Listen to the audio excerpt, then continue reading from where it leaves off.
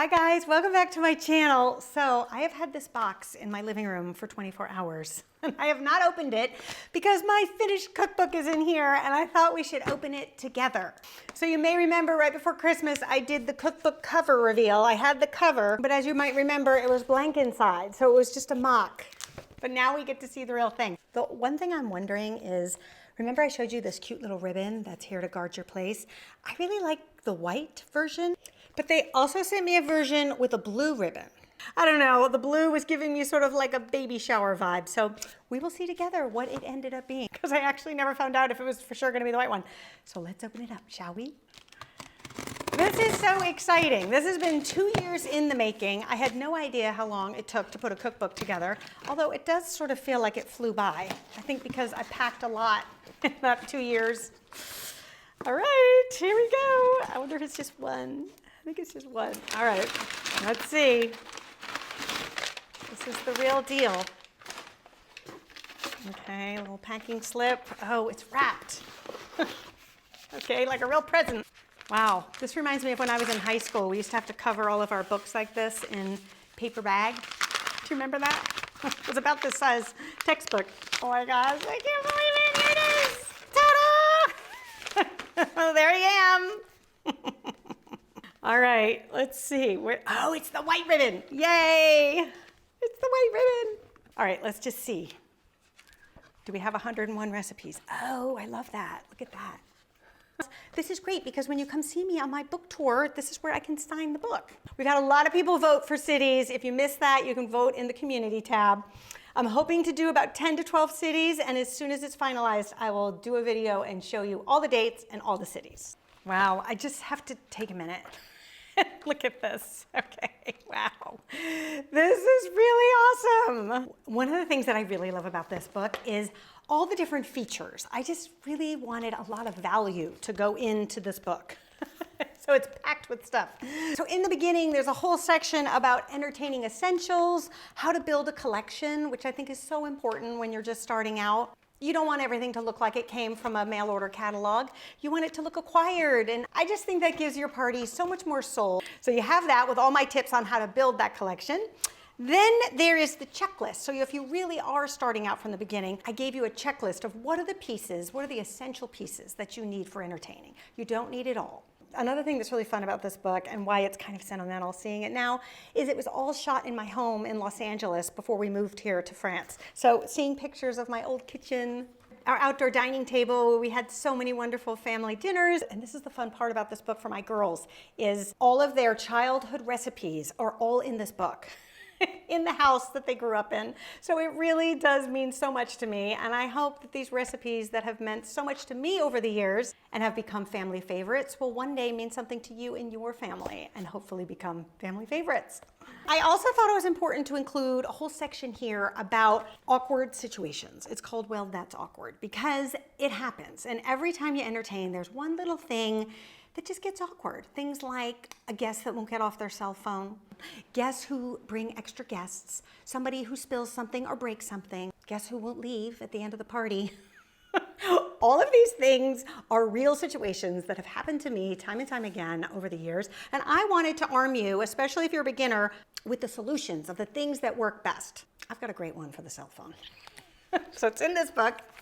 Each recipe includes a photo, so you get a photo of every recipe. Each recipe also has a note section, and that just gives you helpful tips before you set out on the recipe. Each recipe also has a game plan, so if you've been following me for some time, you know what a big fan I am of planning things ahead of time. Nobody should do all the cooking the day of the party, so you'll have a game plan for each recipe. Then I took it one step further and I decided, you know what, planning these menus sometimes can be hard, so each recipe points to other recipes in the book that you can pair with the recipe. Now, if you would like me to plan the menus, I did that too. So in the back of the book, you will find 8 seasonal menus. So I've given you the menu with the page numbers for the recipes and of course, the full game plan for how you're gonna prep this entire menu. All right, so the book officially comes out June 3rd, but if you want to be one of the first people to get the book and have it just show up in your mailbox, you can pre-order today. The link is in the description, and that way you'll be going about your business, and the week of June 3rd, it'll just end up in your mailbox. All right, you guys, let's get to the recipe for today. Today I'm going to show you how to make a really delicious sweet treat here in France known as a financier. They are moist and delicious and flavored with the most addictive almond flavoring. So traditionally a financier has browned butter in it, and I wasn't really sure what the brown butter did in these, so I've tried it both ways, and I'm here to say that the brown butter does make a difference. It gives you a better depth of flavor to the actual cake once it's done. Then once your butter starts to turn a beautiful caramel color, that's when you want to stop. There is a very delicate difference between brown butter and burnt butter. And once you get to the burnt butter, you have to start all over again. You really can't use it. You'll just have not a very good taste. George! We have a workman here, and he is not having it. This may have to turn into a voiceover very soon. Then another thing that will help cool down your butter is to add your almond extract right into the butter as it's cooling. So we're gonna add 1 teaspoon of almond extract, and then you can just whisk that up and set it aside. Then for your dry ingredients, you want to get yourself a medium-sized bowl and a fine mesh sieve. We want to sift these ingredients because when it comes time to pipe the batter, because the batter is so runny, it's really the only way to get it into those little financier molds. If you have lumps in that batter, it will not go through the little pinhole we're going to put in our plastic bag. So sifting it is a good thing to do. So we're going to add 1/2 cup of powdered sugar, 1/2 cup of almond flour, 2 tablespoons of flour, and 1/4 teaspoon of salt. You may have some almond flour at the end that does not go through the sieve. That's okay. When you get to that stage, all the lumps are out, and you can just dump it in. Then you can just whisk that all together until everything is combined, and then you want to add the butter. I would also just, again, get that spatula to get all those little brown bits, because that's where all the flavor is. When you stir this up, you'll begin to get like a paste. Then once that's all incorporated, then you can add the egg whites. So I have 3 egg whites in this bowl. You want to add 1/2 at a time. So I'm going to add 1/2 and mix it up. And you'll see it'll be kind of slimy at first. That's okay. And then once it's all incorporated, you can add the other 1/2. There, and you'll have a very smooth, slightly sticky batter. So traditionally, the financier is a small little cake. They were popular in the financial district in Paris because the bankers could take these little cakes and put them in their pockets. So for that reason, I like the small version. I typically don't go for silicone molds, to be honest, like if you were making madeleines or if you were making canelés, and I have videos for that on this channel. I will link to them below. I think you get a better looking result with those cookies with the metal pans, but for these, because they're so small, I really think the silicone works better because they just pop right out, and then you don't get burnt edges around the side like you would with the metal tin. You don't actually need a piping bag to make these cookies. You can use just a resealable bag if that's all you have. You want to cut like the littlest hole in this bag. I would say like just the tippy tip. That's it. Otherwise it's gonna go everywhere. All right, and then we are gonna fill up these molds practically to the top. And then you can just smooth it out a little bit with a spoon. And then the final step is just to add a few sliced almonds on top. You don't want to do too many, like 4 to 5, just because you want them to rise. And if you put too many, they'll be too heavy and they'll sort of sink.